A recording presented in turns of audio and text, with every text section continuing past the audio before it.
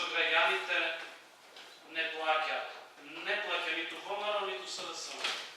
Ниту сегашниот, ниту претходниот министер. Ниту техничкиот, ниту претходниот, ниту претходниот премиер. Лоша ви е оркестрацијата. Да останеше дискусијата само на еден од колегите, ќе разбере, ќе рече, отстапува тој многу почесто од некои стандарди, па веројатно отстапе и од овој. Ама оркестрирано, сосема јасно, дека лоша координација е направена. Исклучително лоша. На поентата која што ја барава може да помогне. Што мислите, емигранти почнаа да преминуваат илегално границата од пред една година?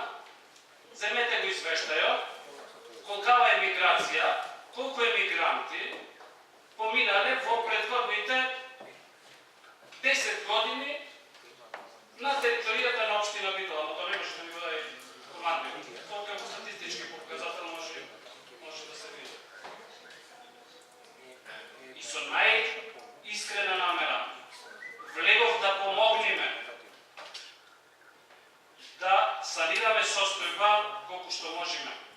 Да му помогнеме и на органот кој што е надлежен за оваа работа. Да направиме исчекор во делот, не знам, полој на семафор да се клај. Да биде наша иницијатива, да биде доволно тоа што го направиш.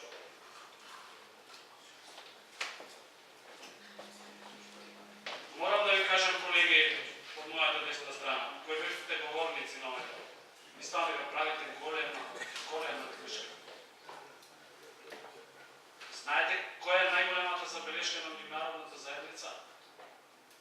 Не ВМРО, ДПМНЕ, не СДСМ, не идни влади.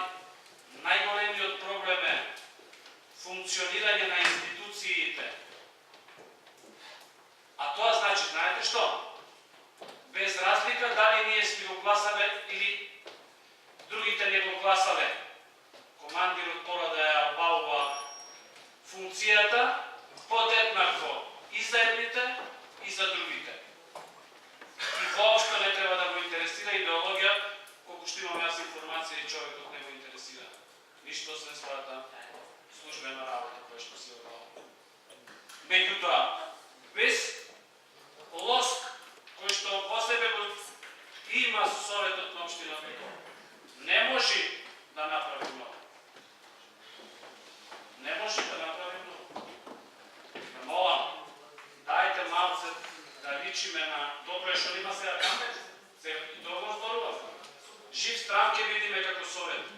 Што разговараме за ова работа? Жив стран.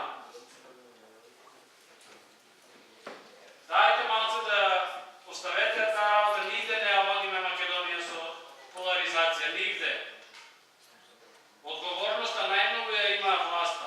Локална, централна власт и така натаму и така натаму. Не може опозиција да има одговорност. И дури со потешки квалификации ние да излезевме, и на крајот да ви кажам една работа за да знаете. Мене никој не може да ме натера, ни од СДСМ во хиерархијата, да не мислам така, а да зборувам така како што сака мојот шеф партиски. Никогаш. По цена. Што е